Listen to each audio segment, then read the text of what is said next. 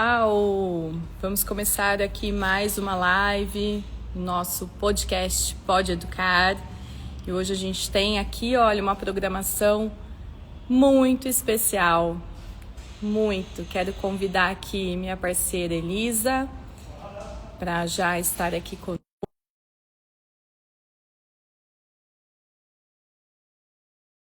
A gente já iniciar aqui o bate-papo hoje em homenagem ao Rubem Alves.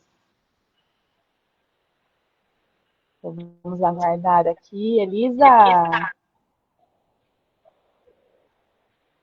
entrou e já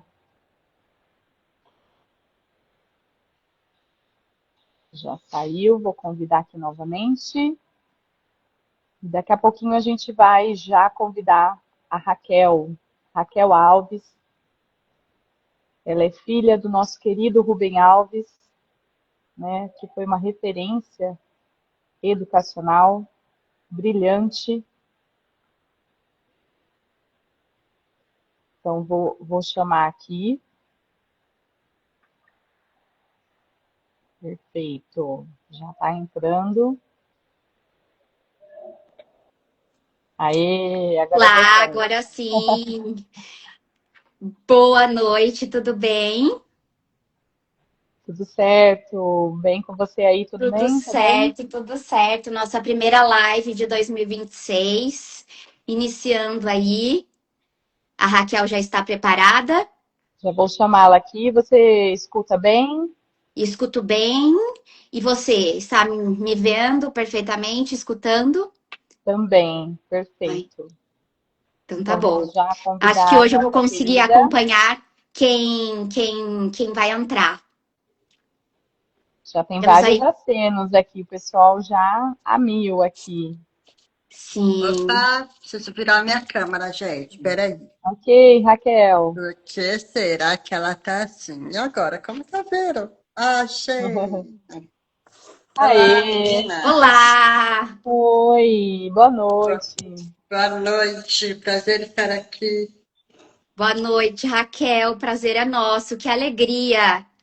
Sim. Muito bom recebê-la em nosso podcast. Nosso perfil aqui, né, do Pode Educar. Então, nossa primeira live de 2026. Então, para a Oh, gente é muito estamos estreando, que legal. Estamos estreando. estreando e nós gostamos muito, né, Poliana? Sim, Nós gostamos muito, muito desses momentos de compartilhar um pouquinho de conhecimento e aprender um pouquinho. E hoje estamos com aí com uma certeza. pessoa muito especial. É um prazer, Raquel. Quando a Poliana trouxe a notícia que estaríamos com você, fiquei super feliz. E eu tenho certeza que os nossos seguidores também. Que bom, gente. Fico muito feliz. Então, boa noite para todo mundo, para vocês e para quem está aqui junto com a gente, né? Boa Com noite, boa certeza. noite. Vamos lá, vamos começar então, conversando, o pessoal vai entrando, pelo horário, às vezes a demanda é alta em casa, né? Mas vai ficar gravado como oportunidade para as pessoas assistirem. Seja muito bem-vinda, Raquel. Hoje Obrigada. o nosso tema é muito especial, muito potente. Nós vamos conversar sobre o potencial da literatura infantil na construção da construção da segurança emocional. Uau, né? Tão necessário nos dias de hoje. Sim.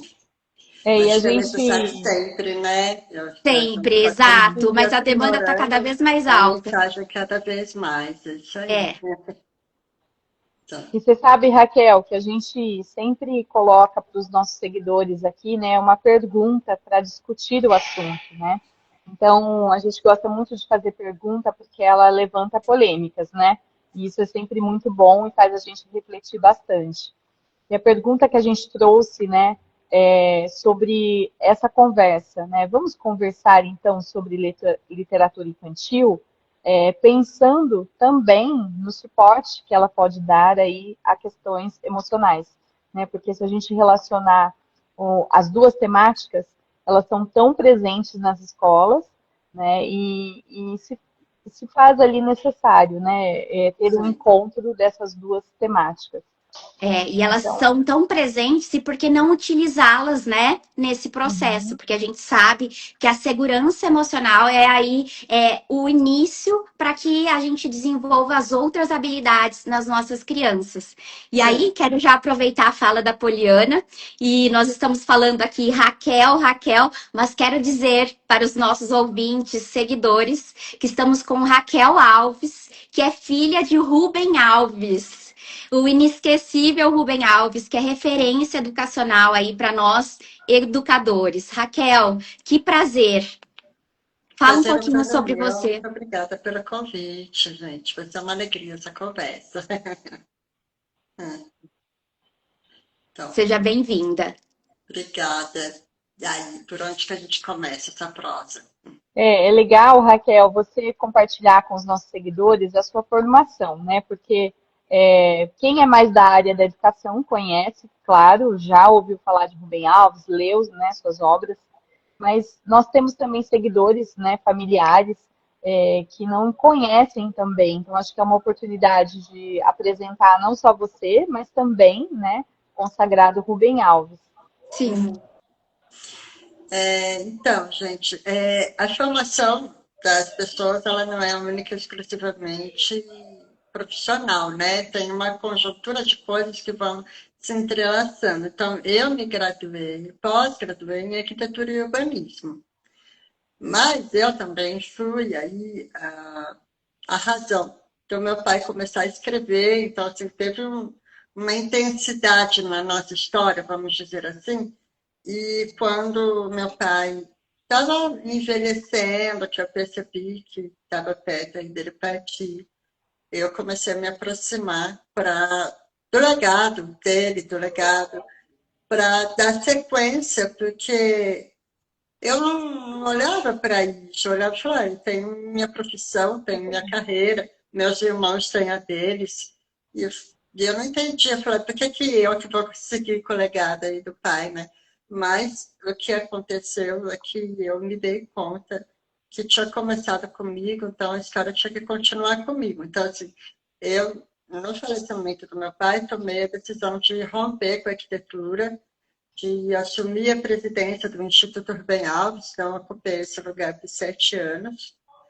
E ao tomar essa decisão, eu comecei a ter um contato, eu diria, profissional com a obra do meu pai, porque era um olhar de filha, que é um olhar mais orgânico, na medida que a obra vai acontecendo, vai lendo, mas é tudo misturado, né? E aí, então, eu comecei a olhar para essa questão da sensibilidade humana à educação. No olhar do meu pai, eu já tinha tido contato, porque quando estava, inclusive, na faculdade, meu pai começou a me convidar para acompanhá-lo em palestras. Eu ia vender livro. Então, assim, foram muitas e muitas e muitas palestras dele que eu assisti ele dando entrevista. Então, é como se eu tivesse feito uma graduação informal, vamos dizer assim, no pensamento de educação de Rubem Alves. E, então, aí isso vai chamando, né? Então, eu comecei a ter esse olhar para a sensibilidade humana, a partir de obra literária, a partir do pensamento do meu pai, junto com o raciocínio de arquitetura, porque um arquiteto é uma pessoa que tem, como é que eu vou dizer, uma linha de causa e consequência. Imagina que você começa um projeto do zero até ficar pronto, é uma ação depois da outra que tem que acontecer, né? Tudo organizado, sincronizado. E eu comecei a ver essa relação no comportamento humano, dessa forma, né? Se eu for estúpida com vocês, vocês vão me responder de uma forma estúpida, e assim a coisa vai escalando, né? Nesse raciocínio de causa e consequência. E aí, depois que meu pai já tinha falecido há uns 5, 6 meses, uma história apareceu. Falei, mas o que é isso? Eu nunca tinha tido a intenção de escrever, e muito menos a pretensão de seguir carreira, assim, imitando o pai famoso. Não ia ser para mim.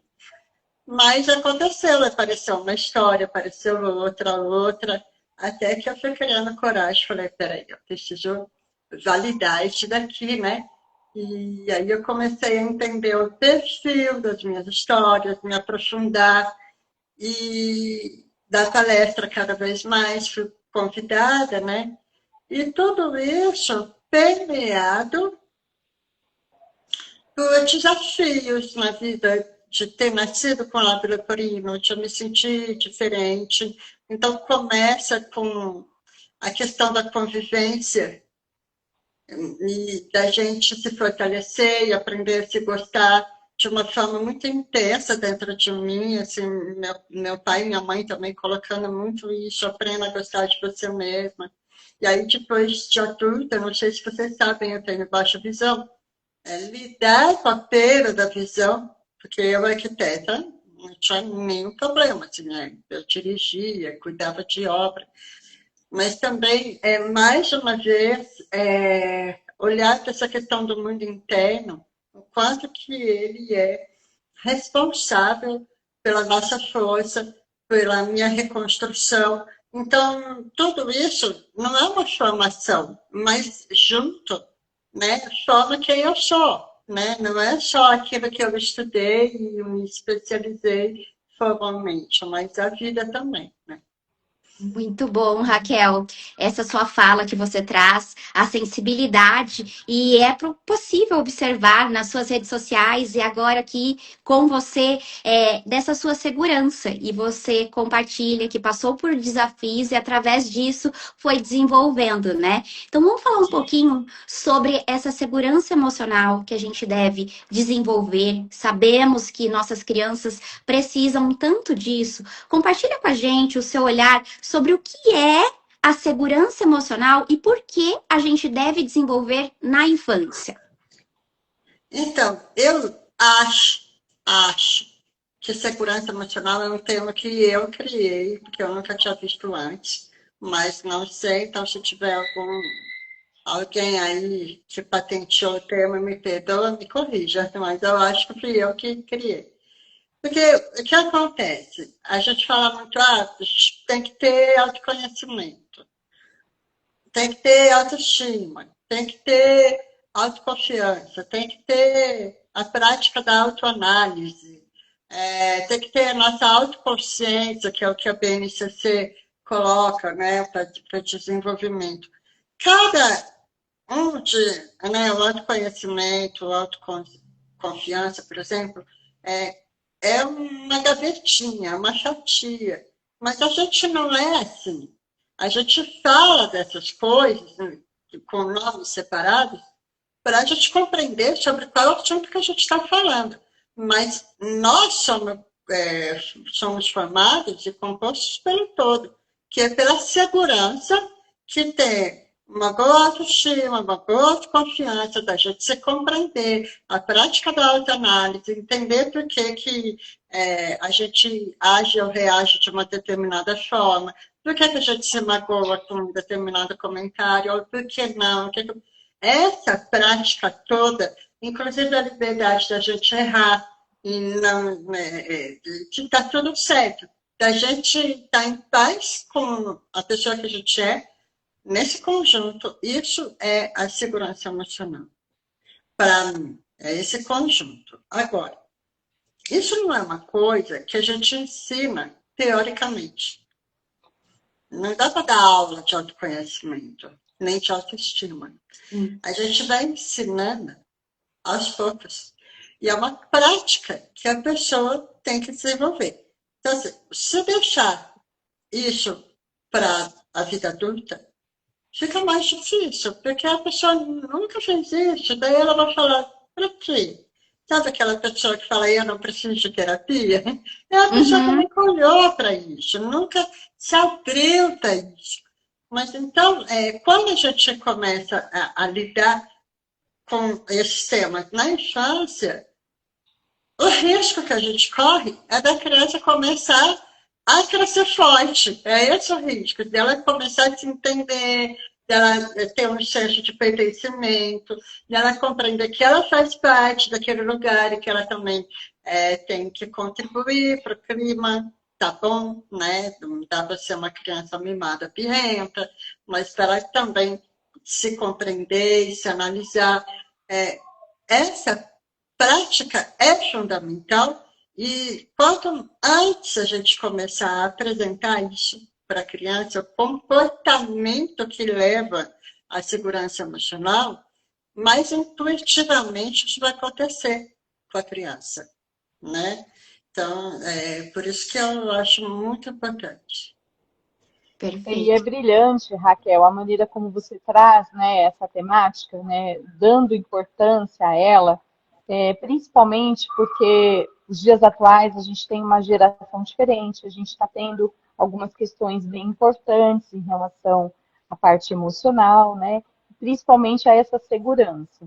Agora, quando a gente olha, né, para Rubem Alves, né, a referência na literatura, né, na escrita, no desenrolar de narrativas, né, a gente vê que a literatura ela tem um potencial muito grande e relacionar essa literatura com essa segurança emocional é a grande chave do seu trabalho, né? Então, a gente queria que você contasse um pouquinho como que essa literatura infantil, já que você está com olhar para a infância, né, vendo essa importância para a infância, como a literatura infantil pode contribuir, então, para a gente desenvolver ainda mais a segurança emocional nas nossas crianças.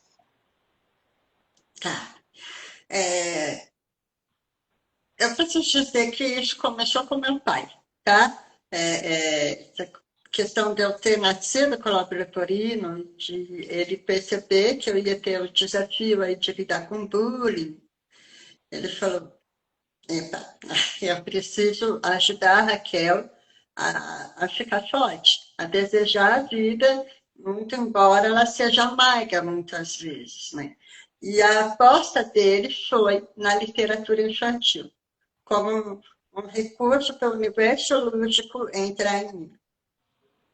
Então, ele lia histórias para mim com regularidade, todas as noites, sempre que possível, e isso é vivo na minha memória, muito vivo, não só a experiência, como o papel das histórias. A experiência, por quê? Porque eu tinha um pai extremamente ocupado e que se ausentava em casa, viajava para trabalhar, mas eu nunca tive um sentimento de vazio. Então, segurança emocional, isso, né? Então, assim, o que eu, depois de adulta, analisando aí a minha infância, comecei a trazer na pauta? Um momento que hoje a gente chama muito de momento de qualidade, era aquele momento que o meu pai estava inteiro para mim. Quando a gente está lendo uma história para uma criança, a gente não tem como estar fazendo outra coisa, a gente está inteiro para a criança. É tudo que a criança mais quer. É um momento que a gente olha para ela. Né? E está cada vez mais raro. Hoje a gente tem pais em casa, aliás, que ficam em casa muito mais do que o meu pai ficava, mas sempre com o celular na mão. Quando a gente está com o celular na mão, a gente está dizendo, sem dizer, que a gente tem outras prioridades. Né? Então, quando eu coloco a criança nesse momento de eu estar inteira com ela, eu estou fortalecendo, estou olhando para ela. E a gente, o que precisa para a criança acompanhar a história? Isso é um grande barato. Ela tem que se recolher, silenciar. Ela não pode estar atenta, prestando atenção no que está acontecendo no corredor, no outro ambiente da casa, não. Ela tem que estar silenciada, tem que estar ali, recolhida. Essa prática de recolhimento, que é uma coisa que a gente não tem como ensinar para a criança, o texto, a estrutura que dá base para tudo aquilo que eu estava falando, para a prática da autoanálise, para a prática do autoconhecimento, porque a gente tem que se recolher. Mas como você ensina isso? Né? Induzindo a criança a certos comportamentos que a prática da literatura traz. Bom, aí o que acontece? Quando a gente escolhe histórias com potencial terapêutico, que não é qualquer história, né? Isso que eu venho me especializando cada vez mais. A história, ela age como se ela fosse uma janela. E o lúdico encontra o real, vem ao socorro. Porque a criança, ela se espelha na história. O sentimento que ela tem, ela vê naquele personagem ou no outro, ou na trama que está acontecendo. Então, é um medo de crescer, o medo de ser rejeitado, né? Seja qual é o sentimento, o medo da morte do pai, tem uma série de coisas. Então, ver ali, e não precisa ser criança na história, pode ser um pato, pode ser um galo, pode ser uma zebra. A questão é o sentimento, né? Então, faz essa ponte, e aí é necessário o adulto junto, porque o adulto faz a mediação não só da leitura. Quando a gente fala muito de mediação, a gente já naturalmente compreende que a palavra mediação está ligada só com a leitura, mas é a mediação do lúdico com o real, porque o adulto ele tem mais tempo de vida, ele já se aprofunda com muito mais naturalidade. Então, ele tem que ir puxando o fio da conversa com a criança, falar o que você viu, o que você percebeu, da criança ir construindo essa percepção. E ela constrói, né? Seja num diálogo após a história, ou ao longo do tempo, porque isso é um grande barato. Tem o livro que a gente fecha e põe na estante. A história, quando ela acessa o coração da criança, ela continua viva. Ela continua reverberando. Então, você não precisa continuar lendo a história. Né? Você pode só falar, puxar o assunto no momento, falar, e aí, o que aquele personagem fez? Ah, e o que você acha que você pode fazer? Então, é assim que a gente vai construindo. Perfeito, Raquel, isso que você traz, essa construção. E a sua fala me trouxe aqui algumas reflexões, porque essa construção é a construção do vínculo também, né? Dos pais com o filho, esse momento, os pais são referências como enquanto adultos para trazer essas crianças para esses momentos, para essas histórias. E agora, pensando em histórias, nós temos aqui muitos educadores, famílias que nos acompanham e às vezes buscam referências. Eu gostaria de saber o seu olhar sobre essas histórias. Qual é o potencial que a história precisa ter para que a criança consiga se reconhecer e se nomear na história e nomear as suas emoções? É através dos personagens? Compartilhe um pouquinho da sua experiência com a gente. Tá. Bom, em primeiro lugar, tem o papel aí do adulto que vai escolher a história e que o adulto tem que estar junto. Isso não faz parte da história, mas é parte crucial do efeito terapêutico, tá? Mas a história, eu acho que a gente pode se atentar a alguns elementos. Primeiro, a gente tem histórias com vilões, pode ser uma aranha, um bicho-papão, um dragão, sei lá, um monstro qualquer, são um vilão externo. Geralmente, quando a história ela tem o potencial terapêutico, o vilão é uma coisa interna, que é o sentimento, é um conflito interno. Por exemplo, uma história minha, da Naná Tartaruga que falava com as estrelas. A Naná era pesada e lenta, tartaruga. Mas ela queria ser leve, ágil. Então, é uma eterna insatisfação. O nome disso, aí o adulto sabe, não é criança. É uma questão de autoaceitação, que muitas crianças têm. Então, assim, o conflito está dentro. Esse é o primeiro ponto. Medo da morte. O conflito não está numa coisa fora, está dentro. Né? Dentro dos diálogos, né? Ou então a gente pode ter um personagem que represente esse conflito, mas não é um vilão, um monstro, né? É uma coisa que a criança possa remeter ao sentimento, isso é um ponto. O outro ponto é uma linguagem metafórica. E a linguagem metafórica e simbólica, ela começa também com as personagens. Por exemplo, vamos supor que A gente precisa dialogar com uma turma sobre o respeito à diversidade étnico-racial. Se eu pegar uma história com uma criança negra, uma criança parda, uma criança branca e uma criança oriental, não funciona. Porque essa história, ela é a reprodução da vida. Mas se eu falar de um passarinho azul, um passarinho vermelho, um passarinho amarelo, a gente está falando de metáforas, e aí vem os sentimentos dentro do passarinho, daí a gente começa a construir. Então, não é para ser exatamente a imitação da vida real. Isso é uma linguagem de símbolos. Os personagens, eles não exercem uma linha reta com o problema em si, é metafórico. E outro elemento que eu considero muito importante é o final. Sabe aquele finalzinho? Viveram felizes para sempre. Ponto. Acabou.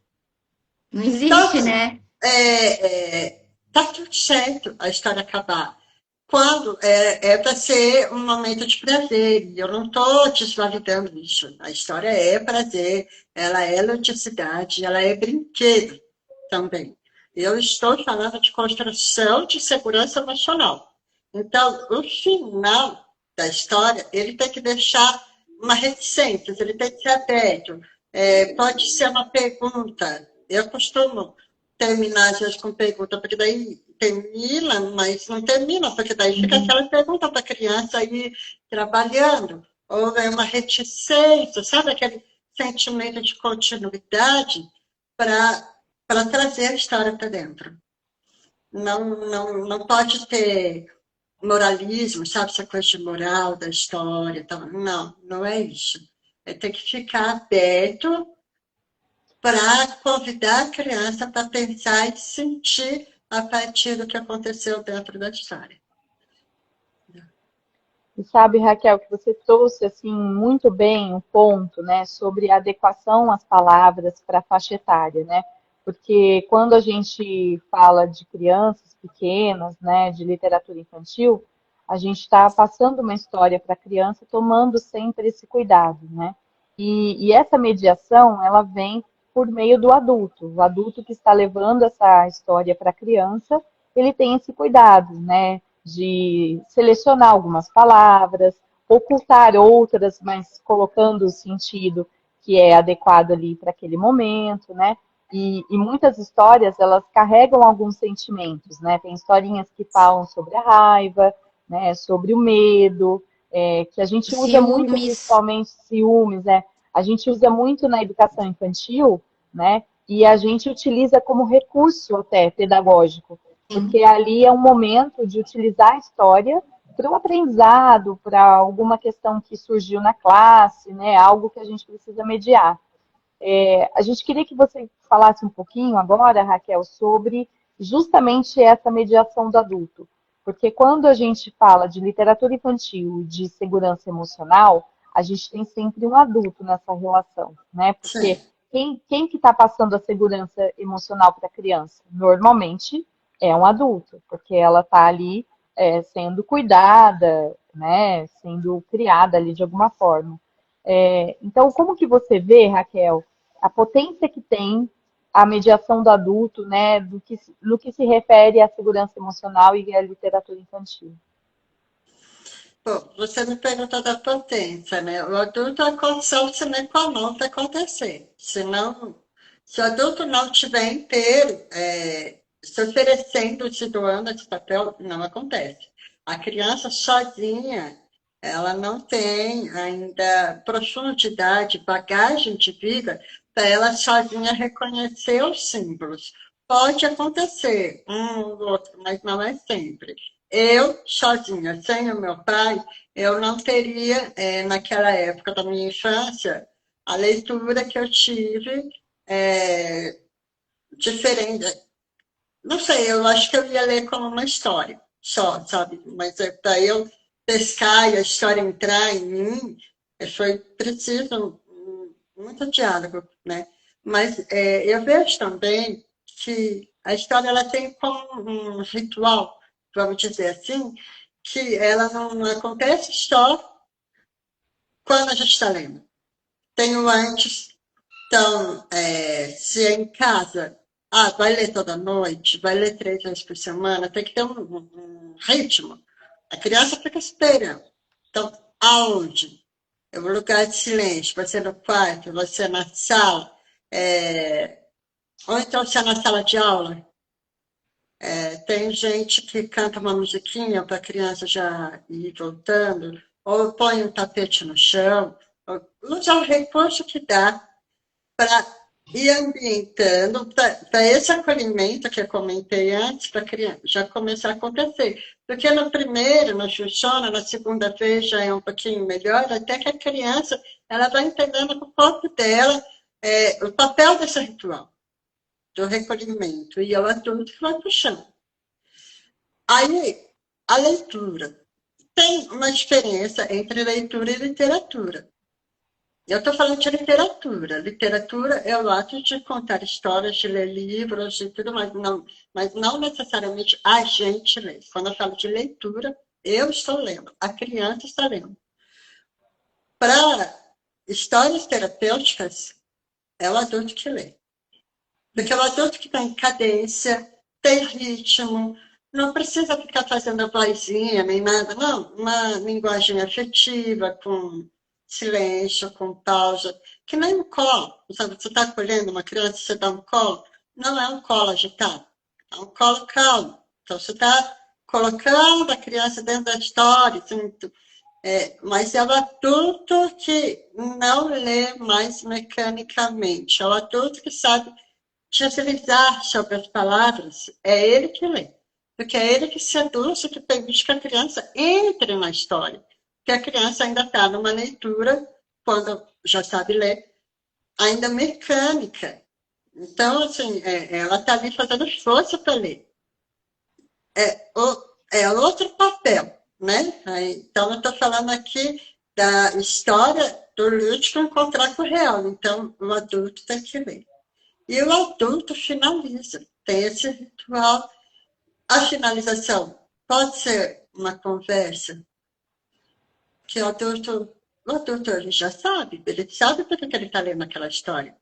Tem uma confusão, uma treta na sala de aula, né? Tem uma menina que não obedece regra, por exemplo, estou falando de outra história minha, chamada Quando o Galo Cantou Fora de Hora. Aí, então, vamos voltar aqui. A professora, no exemplo de sala de aula, quando ela está chamando os alunos para a história, ela não vai dizer por que ela lê a história. Porque isso é uma conclusão, já mata a história. Então, ela deixa em silêncio, ela lê a história, daí lá no final, ela começa a fazer perguntas, eu sempre na base da pergunta.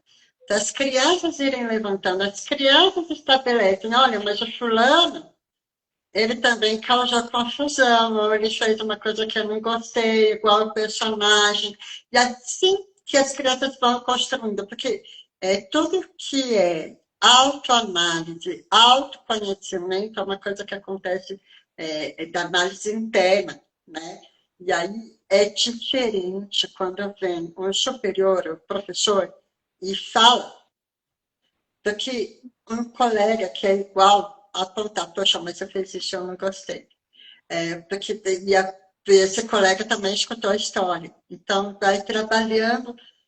Esse pós é fundamental e não é só necessariamente uma conversa que acontece quando acaba a história. Né? Então, assim, o meu pai, por exemplo, eu falo que ele exportava elementos das histórias. Ele comprava que na minha infância não tinha os recursos que tem hoje, por exemplo, pegar uma foto da ilustração e mandar imprimir numa caneca para ficar fiel à ilustração da história. Mas ele tinha a história da menina e a pássaro encantado, uma história que ele escreveu para mim. E eu tinha, que ele me deu, uma caneca que era um papagaio, totalmente nada a ver com pássaro, e um menino, né? Mas, enfim, fazia alusão. Ele desenhou um pássaro, colou atrás da porta do meu quarto. Então, ele ia marcando coisas que, quando eu batia o olho, eu lembrava da mensagem. E isso não é como uma chuva forte que cai e vai molhar a terra de uma vez, é uma garoinha fininha que vai trabalhando o império da criança, né? Então, quando a gente está falando de uma turma na escola, a gente pode ir exportando esses elementos, sei lá, faz um mural na sala de aula, retoma uma conversa, alguma coisa, pede para a criança fazer um desenho, mas coisas que convidem a criança a continuar a elaboração daquilo, não necessariamente imediatamente após a história, mas para que a mensagem da história continue viva e reverberando na criança, né?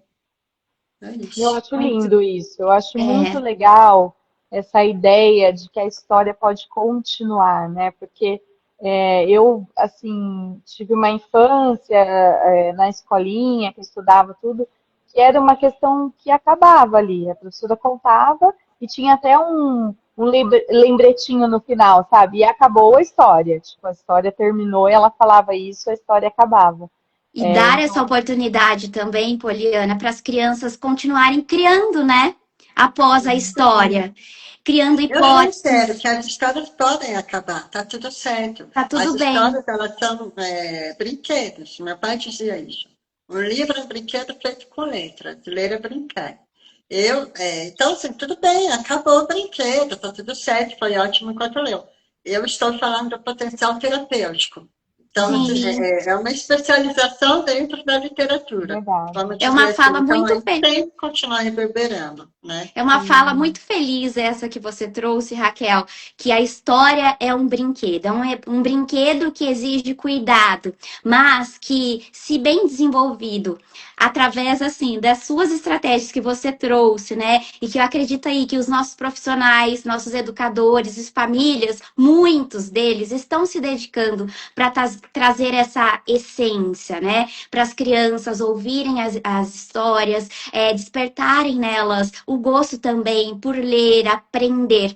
Mas também algo que eu gosto muito de trabalhar com as minhas crianças é que eles podem reconstruir outras histórias através das histórias, né? Criarem outras versões, as versões deles, trazer para a realidade deles.